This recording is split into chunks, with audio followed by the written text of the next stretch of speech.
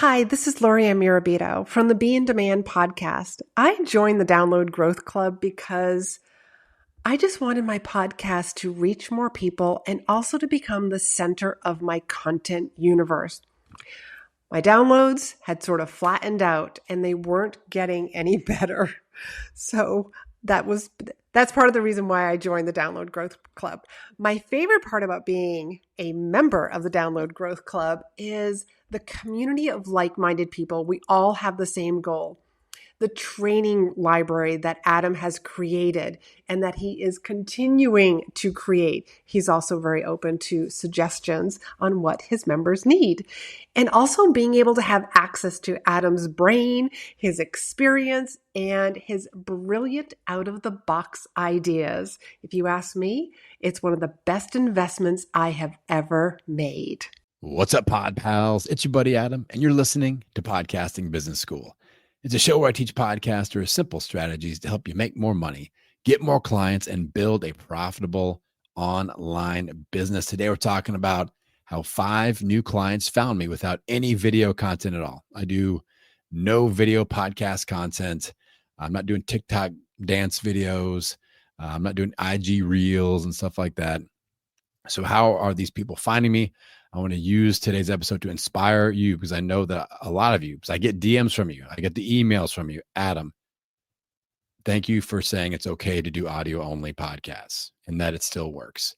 And I'll keep proving to you week after week, episode after episode, post after post on Threads that it is possible and you can do it too.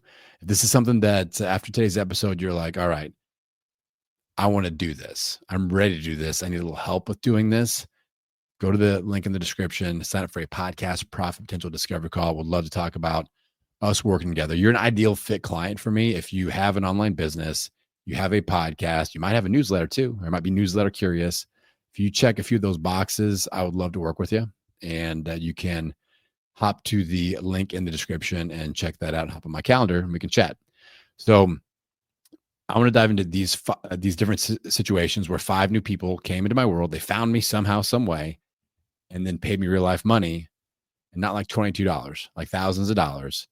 And I just want to use these as a kind of like a pipeline example that you guys can go, okay, so this is where the clients are coming from. All right, I'm gonna give you some homework at the end here. All right, so first scenario, got 2 new clients from this one. All right, I was a guest on Abigail Pugh's podcast. And first off, let's talk about how I came to be a guest on Abigail Pugh's podcast. I think Abigail, we discovered each other on Threads. I started kind of diving into her Threads post comments and things like that. And she was doing the same for me. We kind of discovered each other at the same time via the Threads app. And we enjoyed each other's content. And we pretty much simultaneously invited each other on each other's podcasts. So we did a podcast swap. I would have invited her on regardless with my invite first strategy. So anyway, she came on my show, great episode. And then I was able to be on her show. And 2 new clients hired me for consulting. So one-on-one consulting gigs that ended up being about, the 2 combined, it was about $6,000 total in new business. So here's what that journey looks like. And I want to be really specific with this because there's a little golden nugget tip within this. So I was a guest on Abigail's podcast. All right. And at the end of that episode, instead of me going, she's like, hey, shout your show out, blah, blah, blah. Where can people find you? Instead of me going, hey, listen to Podcasting Business School, wherever you enjoy audio. My website is blah, blah, blah. That's what everybody else does. What did I do? I go, hey, if you enjoyed the conversation today, we can kind of extend that conversation, go a little bit deeper because we talked a lot about podcast growth, by the way, on that episode. If you can go a lot deeper on this podcast growth topic, I want you to listen to my show, but I want you to start with a very specific episode. Start with episode number 560 because that's how I would talk about doubling your downloads with SEO, blah, blah, blah, blah, blah. So I gave a specific episode number call to action when I was a guest on her show. I had 2 individuals. I'm sure I had more than that. But these 2 people that hired me, I asked them both, where did you find me? They said, we heard you on Abigail's podcast. Awesome. And they both go, we listened to this specific episode started binge listening to your content, heard the calls to action about working with you, hopped on a discovery call, paid real life money, and now they're out there doing their thing. We're working together. So that was the pipeline there. But it all started with that very specific call to action when I was a guest on Abigail's show. Again, this is the reason why I number my episodes in the episode title name. So like today's episode, you can look at it. It'll say 586 : how 5 new clients found me without any video content. All right. So if it was just how 5 new clients found me without any video content, without the number, this technique doesn't work. All right. I can't go in there and go find the one about 5 new clients finding me. There's, almost 600 episodes. Good luck. It's not going to happen. If you have 4 episodes, people are like, oh, I only have 10 episodes. This doesn't matter. Start numbering, because when you do have 586 episodes, or I feel like if you have more than 20 episodes, this really, really, really starts making sense, because people aren't going to scroll and scroll and scroll to find this golden nugget episode if it takes longer than 3 seconds. Okay. So I number my episodes. I reference a very specific number, and it led to 2 new clients, over $6,000 of new clients, because I did this one technique. Instead of going, go find my show, good luck, dive in wherever you feel like diving in, we give them a reason to continue the conversation that we had. So that's the takeaway there. All right. So 2 new clients came from that one. Me being a guest on someone else's podcast. That is worth our time. Next one. I got a new podcast launch client via organic discovery. I had somebody that searched podcasting tips on Apple and binge listened to my show for like months. All right. So this wasn't an immediate, found your show, you're my person, let's go. Binge listened for months. And specifically, once we started working together, he mentioned the coaching episodes. He's like, that's when it really clicked for me, that you are different. You teach things differently. And another interesting thought is I don't create content on this show about podcast launch specifically. I've got a different show. I've got a side show called Podcast Launch Tips. I've got 100 episodes there. If you guys are interested in that content, that's great content. Just go search Podcast Launch Tips, 100 episodes, go get them. But he hadn't even listened to those. And by binge listening to mainly my coaching episodes, he realized that I was the person that he wanted to work with launching his show. How did he know that I offer that as a service? Is he heard testimonials in the intro of people talking about how I helped them launch their show. So he eventually found his way to my website, his way to my offers, my discovery call, and clicked on the discovery call. We hit it off, and he ended up doing my top podcast launch package, which is $6,000. All right. So that's from organic discovery. Just search, being searchable, using my perfect podcast naming formula, making sure the first word in the name of my show is a huge keyword, which is the word podcasting, which is exactly what he typed into Apple Podcast and searched for. All right. That led to a new $6,000 client. All right, so that's organic discovery / binge listening. That's where that new client came from. Another new client came from a pipeline that started with seeing a Facebook ad. So I run currently right now about $30 a day in Facebook and Instagram ads to my newsletter, not even to my podcast. That's straight to my newsletter list. All right. So an individual, a woman, had found me via an ad on Facebook or Instagram, not sure which one. Then at the end of each month, so now she's on my newsletter list. At the end of each month, for those of you that are newer, I do a free 90-minute workshop at the end of each month. Last week of the month, usually on a Tuesday, I do a free workshop. And if you're on my newsletter list, you get that invite. You're like, hey, this is happening. It's usually about growth or monetization, one of the two. And we did a growth workshop last month in July. And so she found me from an ad, a paid ad, then was reading my newsletters. I'm not even sure if she's listened to my show yet or not. Shout out. And if she's out there listening, and binge consumed my newsletters, saw the call to action to the workshop. At the end of the workshop, I presented a special deal for my Download Growth Club, and she bought. All right. So, and I had like a discount. So normally lifetime membership is about $500. She got a sweet deal, and you got to be at those things to get the sweet deal. And she was there. So boom, that turned $30 daily ad investment into several $100s. All right. So that is where that new client came from. My last example is from Threads. So a social media platform.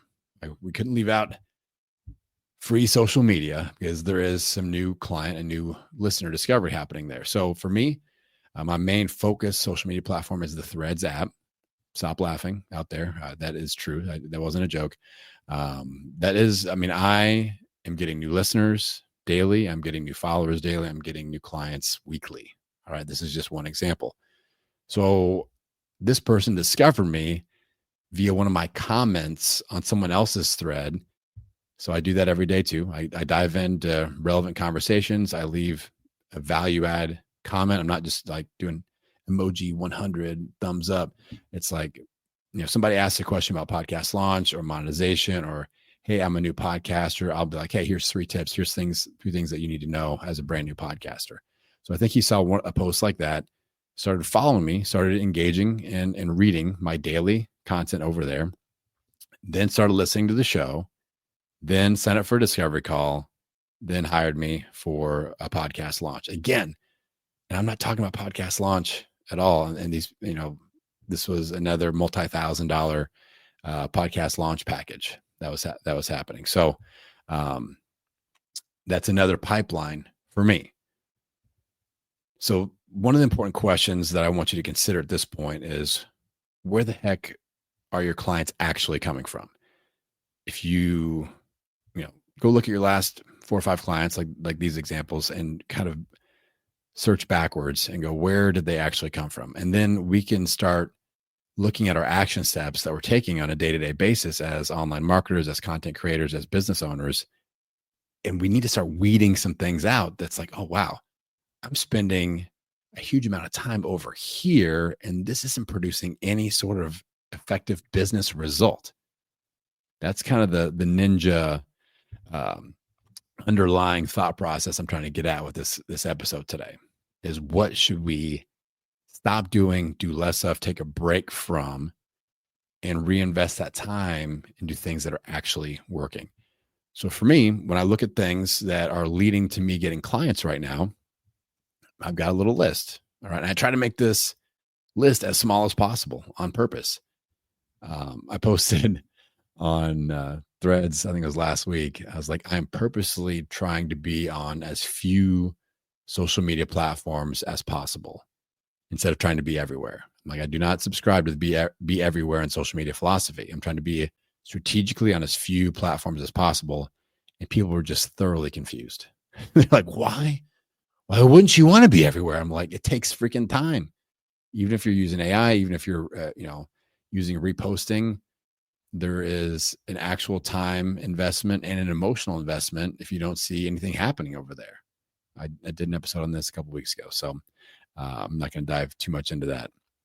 But here are a few areas that I can trace backwards and see that I am getting clients from this. The first one is weekly audio podcast episodes like this. I'm going to sit down, record content for about 20 minutes. We're going to put it out, and this helps with organic discovery, and it leads people down the listener to client pipeline. All right. Next thing, weekly newsletters. Every week, people click on things, buy things, and sign up for discovery calls from my weekly newsletter. 100%. Like, that podcast plus newsletter combo for me is where the gold is at. All right. That's really, really working well for me. Next up, daily posts on Threads. I'm getting new followers daily, getting new podcast listeners daily, I'm getting new newsletter subscribers daily, and I'm getting new clients pretty much weekly from Threads. All right. And I can specifically trace it back. And people are like, yeah, I found you because you commented over here on this person's post, or I found you popped up in my feed, things like that. Next thing, other people's podcasts. Like when I go on Abigail's podcast, picked up a few $1,000s worth of clients. Boom. That's awesome. And being strategic with those calls to action over there, again, really important. So guessing other people's podcasts, good use of time. Again, my main guesting strategy is to strategically invite about one person per month to start networking and invite them onto my show first and develop relationships. All right. That's my main way I get on other people's podcasts. I add value first by inviting them onto my show first. And lastly, paid ads, Facebook, Instagram, and newsletter ads. I run ads pretty much weekly in podcasting industry newsletters, daily on Facebook and Instagram. I'm investing money in these things because I see the ROI. New people are finding me and buying things from those ads. And it's growing. Like I've added about almost 1,100 newsletter subscribers so far this year through ads and other things. But a lot of that came from strategic and paid ads. All right. Now, let's talk about an area that I'm trying to currently upgrade. Now we're into analysis mode. And I just want to just unpack what I'm currently doing fully.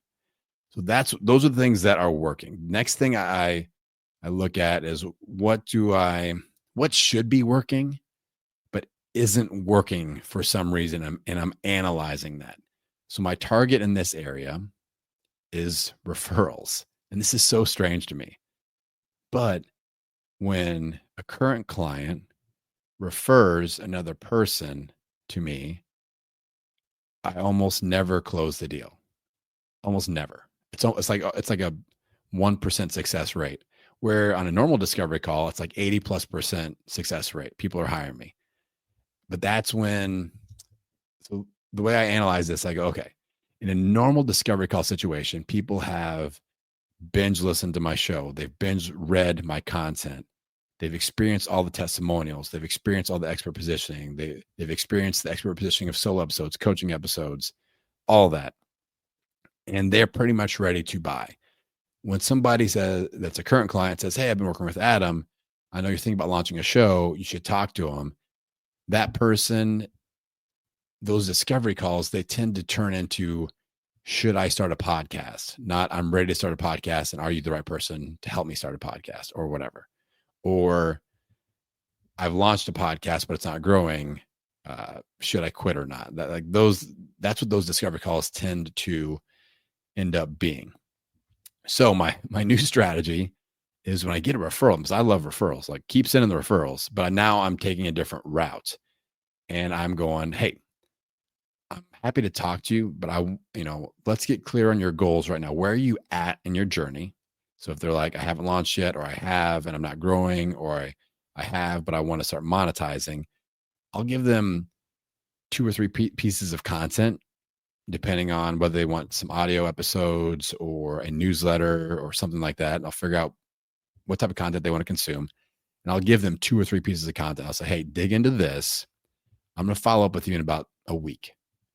And let's go over any questions or thoughts or aha moments that you've had from this content. And if it makes sense, let's talk about working together at that point. So I'm trying to get them in front of my best ideal content that will help them the most, or help them decide whether they want to take action with me or not. So that's my new strategy. That's kind of a work in progress. So for you, what is that area for you? So what do you feel like should be working better from an area that you're investing time in that hopefully will produce new clients? What do you feel like should be working better that isn't? Maybe that's like an end of month workshop or webinar, like what I do.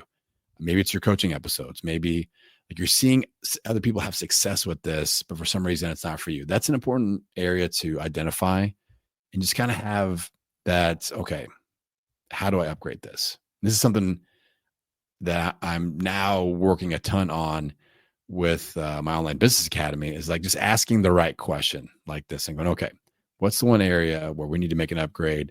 Let's do a workshop session where everybody goes around and says, hey, here's my area where I really feel like this should be working better. Let's figure out why it's not working. And just getting other people's brains and eyeballs and ideas on this subject to help you out. All right.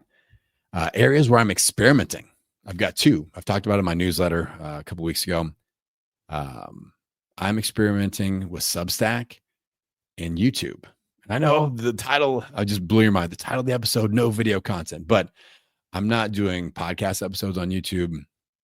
I have my RSS feed connected for audio podcasts, but I'm just really on this kick of doing some experiments, and I've got all my content systems really efficient right now. So I have time to experiment. If you are struggling to just get out weekly content, you don't have time to experiment. All right. You got to just lock in and get what's working dialed in and get the processes kind of put in place. So for me, I've got that going. I've got some extra time. I can experiment. I have time to experiment. So for me, it's like, okay, Substack, YouTube, Substack versus YouTube. Uh, so far, Substack is really winning because I really just hate creating video content. I'm doing these YouTube podcast growth audits and they're getting like 40 views and no comments and nothing's happening. No subscribers to my email list or anything from that, which I'm using that as the main call to action. I've been on Substack for like 3 days and it just feels it feels more like a combination of a social media platform plus a newsletter platform plus Threads, which I'm like, all this is really, I can take my Threads content and put it right on Substack. I'm repurposing old newsletters and creating posts and newsletter and articles on Substack, and I'm getting traction. I'm already getting new subscribers and followers over there. Comments. I'm finding people that I think would be great guests for this show. So that is definitely winning. But I do these little 1 month experiments. And right now I'm like, okay, I'm going to put 20 of these YouTube videos up and just kind of see what happens. I'm doing a month of daily posting on Substack. Let's see what happens, especially since I can be so efficient. I've already got the content with the Threads content. It's written content. I pop it up on there. Good to go. So those are 2 areas where I'm experimenting. Next up, where I'm not spending hardly any time at all. And again, this is just me having kind of the open book going, you don't have to be on all the platforms. All right. And so I'm not getting any clients from these platforms at all. First one, Instagram. Like the grid to me is dead. Like I can't post anything on the grid that works. And my stories, I've got 3,000 something followers and I get like 12 views on my stories, whether it's a picture of my cute kid or it's something with a link in it, doesn't matter. I know if I put more effort and time into it, it would probably work better. But I'm like, I could spend that same amount of time writing threads and I can get clients, or doing audio podcasts, batch episodes and get clients and spend less time.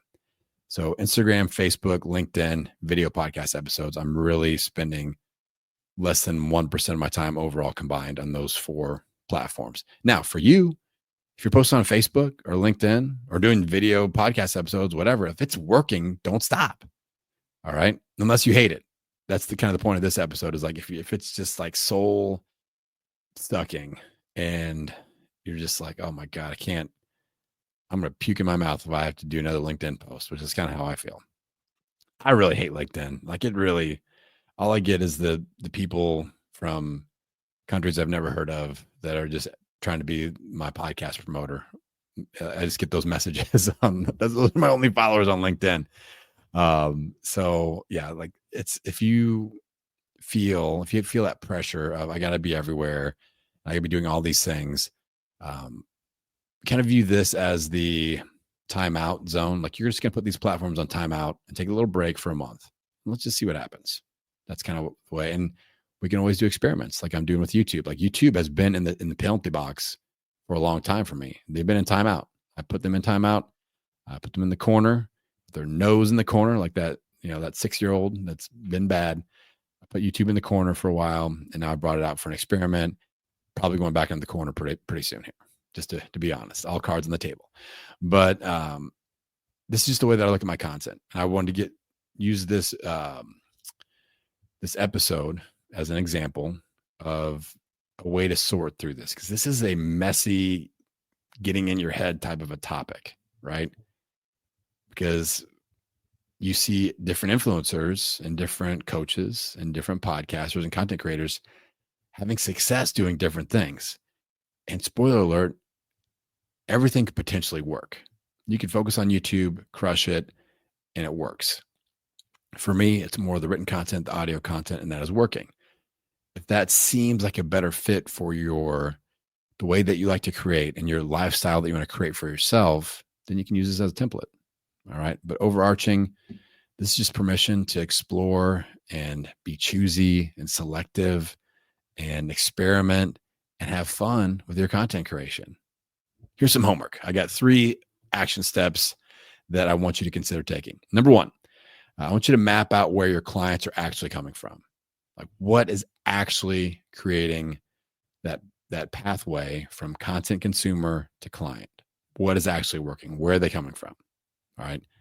Number 2, want you to identify one time-consuming activity that is not producing new clients that you can put in timeout for a month.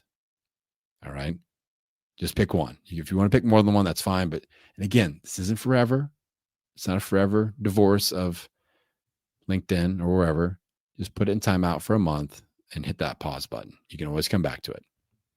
Then step number 3, I want you to take the time from step number 2 and reinvest it into step number 1.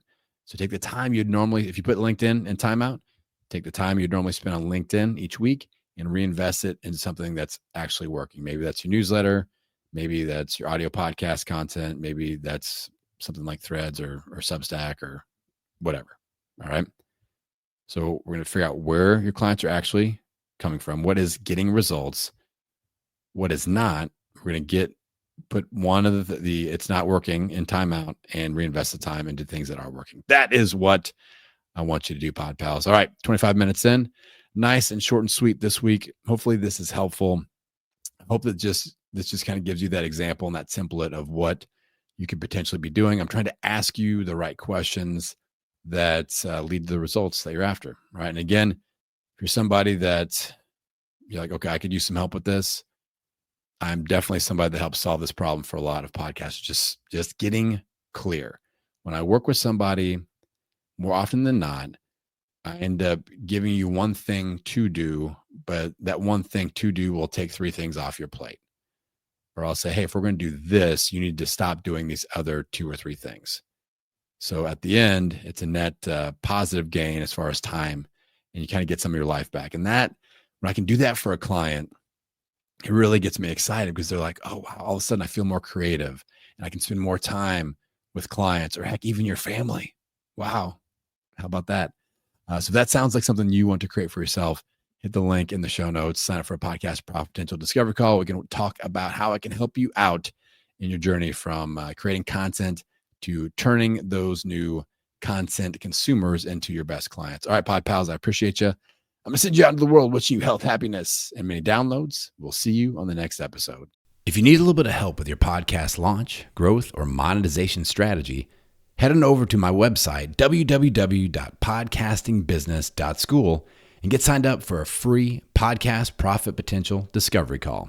During this free 20-minute discovery call session, I'm going to analyze your podcasting brand and tell you where I think you're missing on an opportunity for profits. Next, I'm going to tell you exactly what I suggest that you do as your next step. If I've got an offer that would help you accelerate the process, we can discuss working together as well. So head on over to my website, www.podcastingbusiness.school, and click on the Discovery Call button to schedule your free Podcast Profit Potential Discovery Call.